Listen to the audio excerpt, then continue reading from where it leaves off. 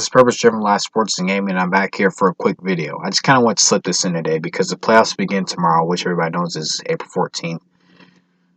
So, there's a lot of good matchups this year. I'm actually really excited to watch this year because last year, even though the matchups were still pretty good, even in the West and the East, the East was pretty much very predictable in what was going to happen.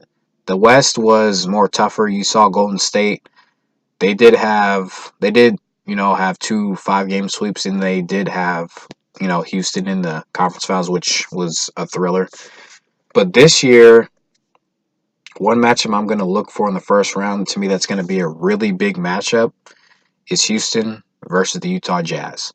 Utah Jazz is known universally as one of the best defensive teams in the league, hands down. They have, to me, one of the best top 3 rim protectors in the league in Rudy Gobert.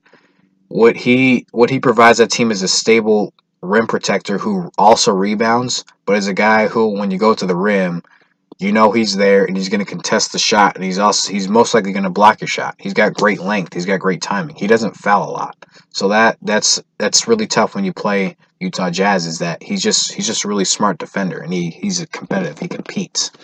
You got their star in Donovan Mitchell, who to me is a younger, more complete version of Dwayne Wade. Even though defensively he's not really there, to me he's Dwayne Wade as in the athleticism, but a guy who's a better shooter. And to me, he's got that Dwayne Wade quickness, the bounce. Even though to me he's got more bounce than Dwayne Wade did, even though it's very comparable. They're both very shifty. They're very quick, like I said. But to me, he's just a better shooter than Dwayne Wade was at his age. What I'm looking for Utah to do is they have to run Houston off the 3-point line and can make them make contested layups, because they're not going to outshoot Houston. To me, the only team or the only teams that can really compete with Houston in that way is Golden State or Milwaukee. Those are the only 2 teams that can really do that. And Denver can also compete with them shooting wise, but defensively, Denver is not there yet. Utah defensively is there, offensively not. They're going to have to make them make contested layups. They're going to have to force them off the 3-point line. That's the only way they're really going to win defensively. Offensively, I hear a lot about James Harden being a better defender. I dispute that for this reason. James Harden defends post. He's not a perimeter defender, which for a guard, I may be biased, but I don't like that. And to me, that's a problem, because there's going to be a point where you want to keep making James Harden defend the post. He's going to get exposed.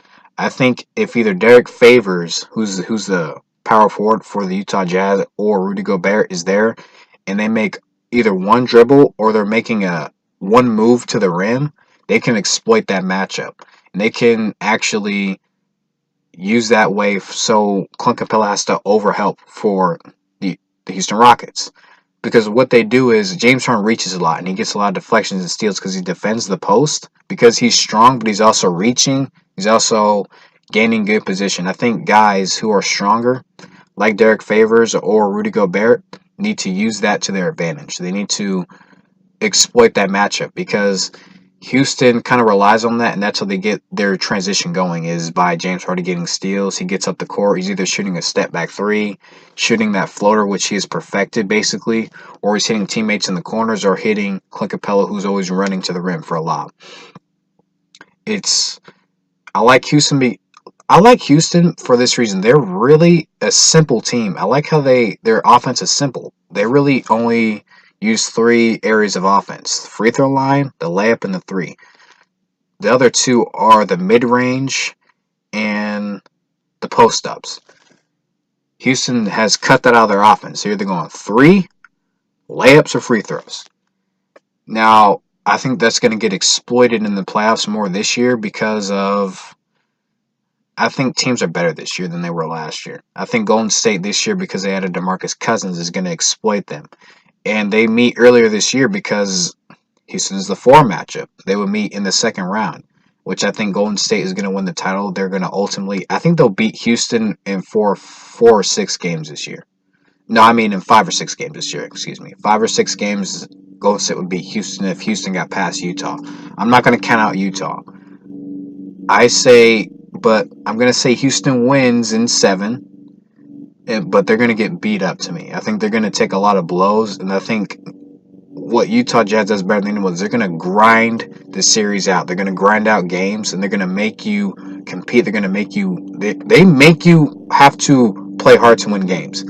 That's what I'm going to say that Utah's going to do. So thank you guys for listening to this video. I want to shout out once again When Boredom Sets In, a great gaming channel. He's helped my channel grow, and I really enjoy him as a great mentor, a great adult figure in my life. So I wanted to say thank you to him, and thank you guys for listening to this video, and I'll talk to you guys again really soon.